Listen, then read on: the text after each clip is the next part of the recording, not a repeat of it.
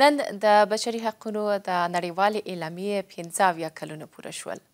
د بشري حقونو نړیواله اعلامیه د بشري حقونو په تاریخ کې تر ټولو مهم سند بلل کیږي.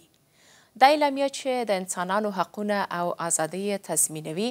د 1948 کال د ډسمبر په 10 په پاریس کې د عمومي اسامبلۍ د درېیمې غونډې پر مهال د 219 پریکړه لیک په توګه ومنل شوه.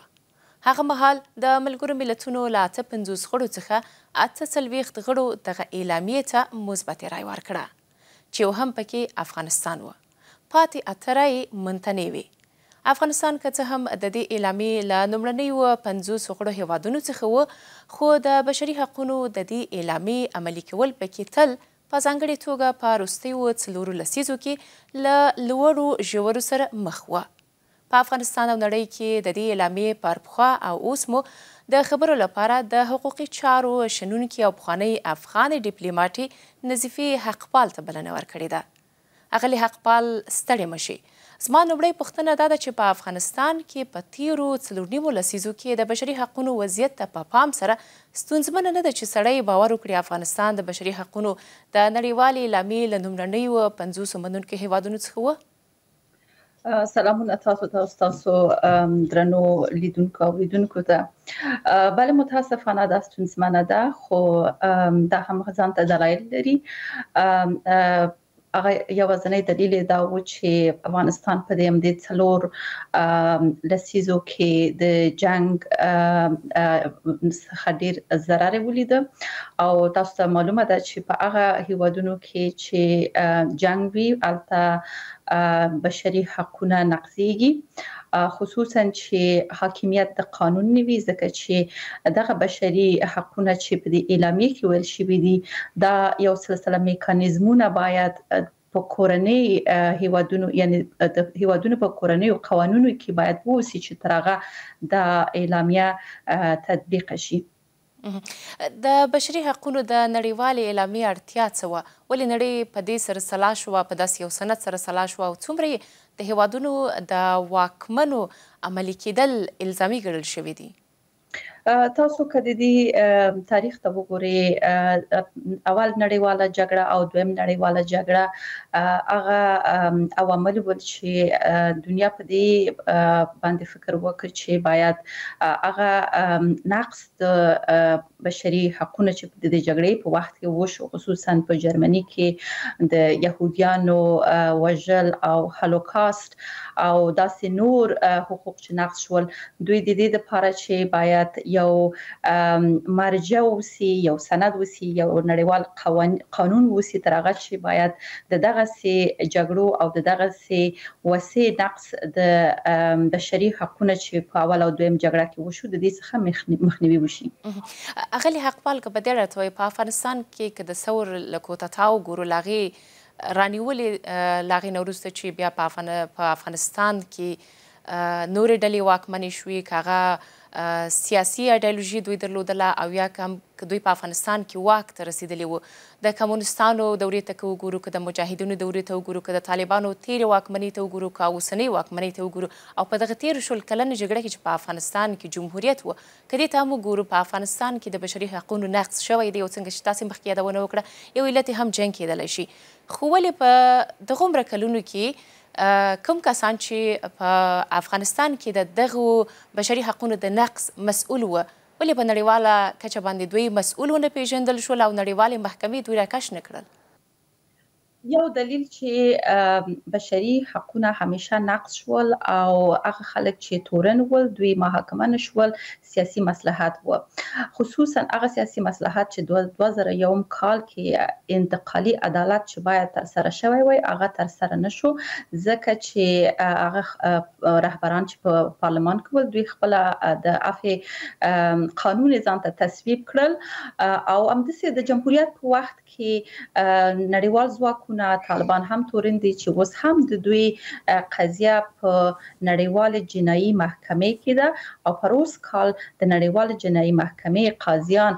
د نړیوال جنایي څارنوال ته حکم وکړل چې باید دغه مسله وسپړي،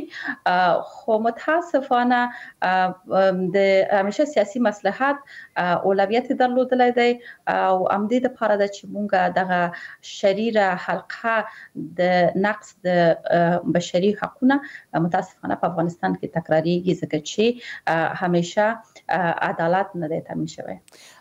ښاغلي حقپال، یعنې ستاسې هدف دا ده چې په افغانستان کې عدالت نه ده پلی شوی، د دې مسؤل یوازې اوسني واکمنان نه دي بلکې په نړیواله سطحه باندې نړیوال هم په دې برخه کې دوی سره مسؤل دي چې هغوی چې د بشري حقونو نه سرغړاوی کړی و دوی نړیوالو محکمو ته نه دي کش کړي.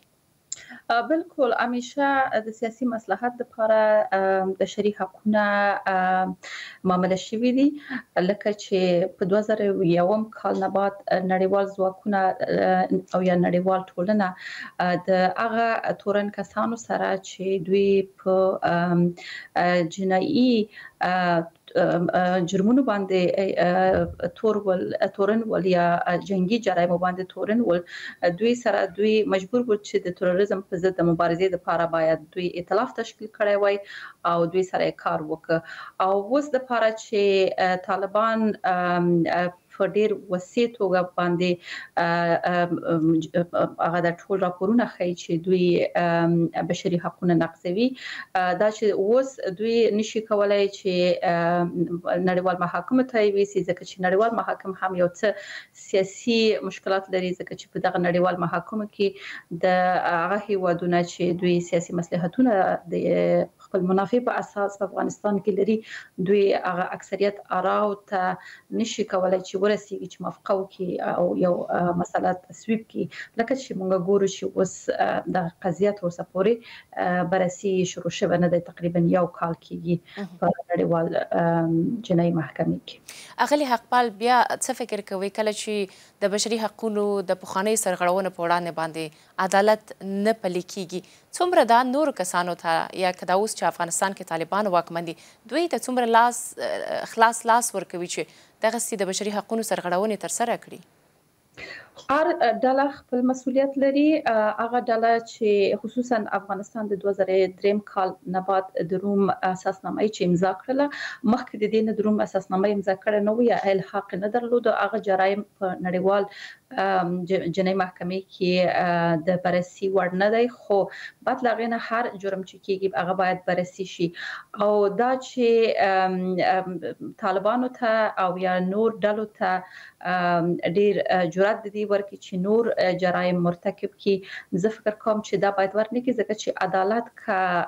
وخت کې ورسیږي د عدالت د تامین لپاره افغانان او بشري حقوقو فعالین دا غږ پورته کړی دی او متحد دي چې دا باید وشي. او په نورو نړۍ کې هم د مثالونه شته چې په کلونو تیر شوي دي، خو کله چې جرایم مستند شوي دي بیا محاکم او خاص محاکم هم د نړیوال په سطح او هم د کورنیو د هیواد په دننه هم د سیمه حاکم دایر شوي دي. اغلي حقپال، د بشري حقوقو د نړیوال اعلامیې پر بنسټ یو شمېر تصویب شوي تړونونه افغانستان لاسلیک کړي چې یو پکې د ښځو د حقوقو برخه ده چې له کله طالبان په افغانستان کې واک ته رسېدلي په دغه تیرو 2 کلونو کې نه یوازې دا چې نجونې له زده کړو محرومې کړي دي بلکې په زیاترو دولتي ادارو کې او په خصوصي ادارو کې ښځې له کار کولو هم راګرځولي. د دغې اعلامیې سره سم ملګري ملتونه څه کولی شي عملاً په طالبانو باندې د فشار څه وسیلې په لاس کې لري چې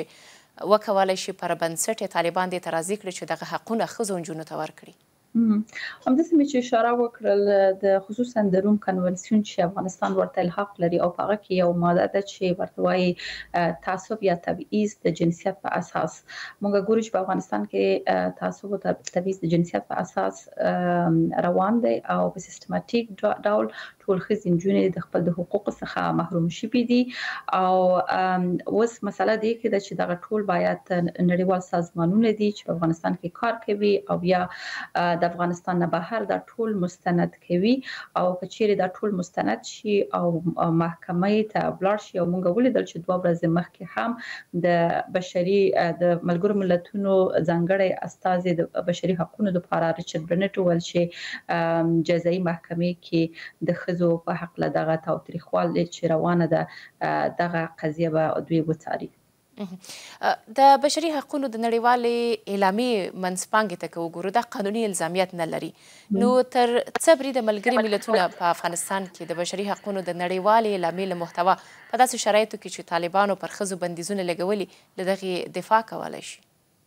ګوري دا اعلامیه چې دا ډیر ایډیال مطرح شوی دی، مثلا د مکمل برابرۍ فرض مثال مکمل برابرۍ او څه مشکلات په ټول نړۍ کې لري، خو د دې اعلامیه په مطابقت کې نور کنونسیونونه، نور اساسنامې، نور قطعنامې تصویب شوي دي چې هغه کنونسیونونه لکه د ښځو په اړه چې د تاوتریخوالي د مخنیوي یو کنونسیون ده چې هغه ته افغانستان الحاق کړی دی، تصویب کړی دی به د قید شرط هغه اجرایي ضمانت لري، یا د روم کنونسیون چې په 2003 کې افغانستان الحاق وکړ هغه اجرایي ضمانت لري. نو د دې اعلامیه څخه نور کنونسیونونه او قوانین نشات کوي چې د هغه اجرایي ضمانت جګ دی او د هغه په اساس نړیواله ټولنه همدا اوس موږ ګورو چې طالبان تحریم کوي او په رسمیت نه پیژني او ټول دلیل دا ده چې طالبان د نړیوال حقوق او نړیوال قانون او خصوصا د ښځو په اخلاق قوانین چې وضع شوي دي دغه ناقضین دي. اغلې حقپال که په دې اړه راته وایي، افغانستان په 1983 کال کې د بشري حقوقو د نړیوالې اعلامیې تر تصویب وروسته دا تړون هم لاسلیک کړ چې پکې ویل شوي دي څوک به نه شکنجه کیږي، خو که تیر جمهوریت ته وګورو په زندانونو کې د دې راپورونه و چې هلته شکنجې ترسره کېدلې او له کله چې طالبان پر افغانستان واکمن شوي دي د دغه راپورونه له پخوا ډیر شوي دي. دا چې اوس مهال دغه اعلامیه په افغانستان کې څومره پلي کیدونکې ده یا دا چې طالبان له نړیوالو د رسمیت غوښتنه لري، آیا د دې امکانات شته د دومره سرغړونو سربیره له دومره شکنجو چې راپورونه له افغانستان خپریږي بیا هم نړیوال یا په ټوله کې ملګري ملتونه دې ته آماده شي چې دوی طالبانو ته رسمیت ورکړي یا په یو څه ډول باندې دغه اعلامیه په طالبانو باندې تاثیر وغورځوي؟ بالکل دا یو اعلامیه ده، د نور ډیر اعلامیه دي، مثلا د ماشومانو د حقوق په اړه اعلامیه دي چې افغانستان ورته الحاق کړی دی چې دا اکثریت اعلامیه ټول طالبان نقضوي. د جمهوریت په وخت کې هم شکنجه تر یو حد پورې وو، خو بیا هم د سې چې مثلا موږ ګورو چې نه هم قانون شته اوسنۍ حالت کې، نه هم دوی متجمن ځان بولي نړیوال قوانین ته، نه هم مستقله څارنوالي شته چې یا مستقله قضا نشته چې هغه درې محکمې چې باید دایر شي او بل اخر خلک محاکمه شي، یا فرض مثال د شکنجې نه علاوه خپل خودسره محاکم دایریږي چې دغه ټول د بشري حقوقو او د کنونسیونونو څخه سرغړونه ده چې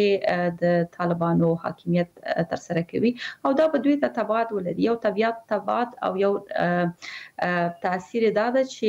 دوی موږ ګورو ورځ تر ورځې منځوي کیږي په نړیواله کچه او د سیمې په کچه هیوادونه نه غواړي چې دوی سره اړیکې ونیسي او افغانان هم په ډیر ژور توګه باندې د طالبانو د کړو څخه ناراضي دي او دا ډیر خطرناک وضعیت د طالبانو حاکمیت لپاره. ستاسې هدف دا ده که چیرته نړیوال غواړي طالبان په رسمیت وپیژني، حتما دغه نړیوالې اعلامیې یا د کم سرغړونې چې په افغانستان کې طالبان د بشري حقوقو نه کوي دا به په پام کې نیسي؟ بالکل نړیوال همیشه دا خبره کړې ده. موږ ولیدل چې 2 هفتې مخکې د ملګرو ملتونو ارزیابي گزارش نشر شو چې هغه راپور کې ډېر په واضح توګه ویل دي چې چیرې افغانستان د نړیوال سیستم کې د یو حکومت په حیث په رسمیت وپیژندل شي، باید اول مهمه ده چې د افغانستان کې یو د ولسواکي حکومت جوړ شي، همشموله حکومت جوړ شي او په څنګ کې نړیوال قوانینو تضمین حکومت جوړ شي. بیا په هغه اساس امکان لري چې دوی د ملګرو ملتونو کې نمائندګي ولري او بل اخر په رسمیت وپیژندل شي. دا د ټولو هیوادونو په دې کې بيخي یو مشترک او موافقت او یو مشترک نظر دی. اغلې حقپال یو نیوکه چې د بشري حقوقو فعالان یې څل کوي په ځانګړي توګه په وروستیو کې په افغانستان کې د ښځو د حقوقو فعالان دوی نیوکه کوي چې د بشري سازمانونو یا ملګري ملتونو یوازې اعلامیې ورکوي، په همدې بسنې کوي یا ټویټونه کوي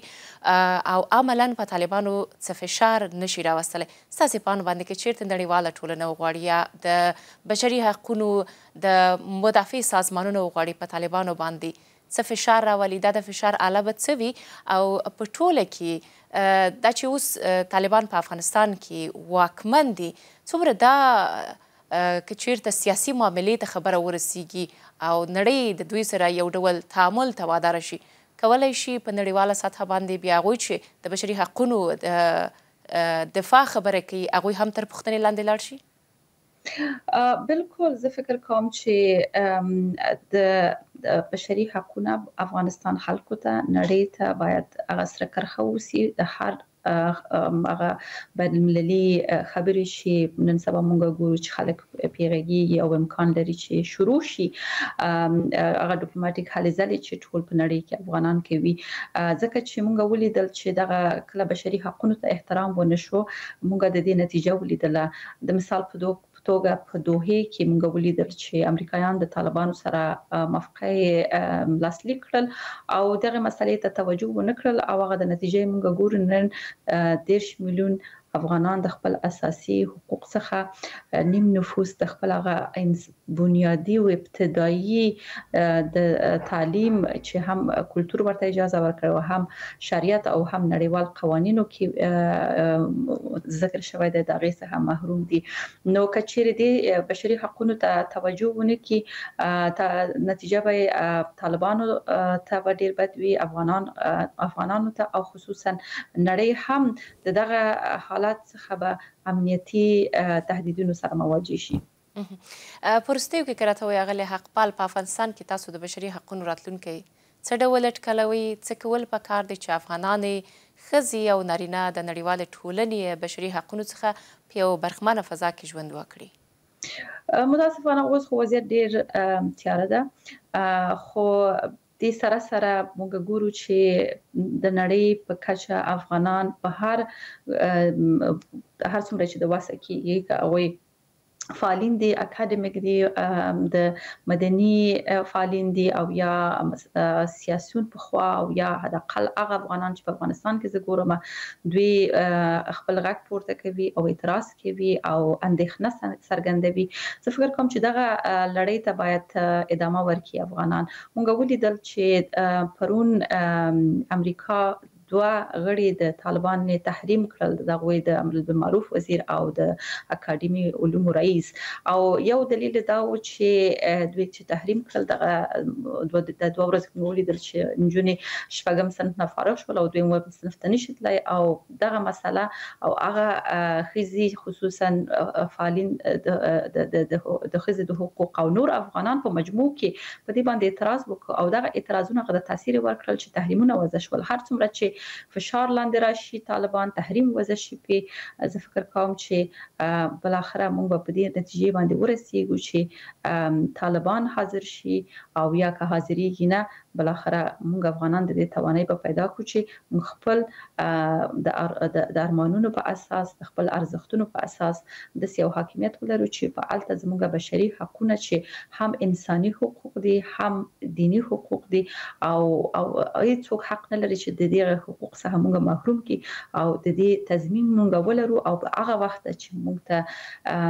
هغه امنیت چې واقعي امنیت د موږ په واقعي امنیت کې ژوند وکړو او زموږ وطن به پرمختګ او سوکالۍ طرف ته ولاړ شي.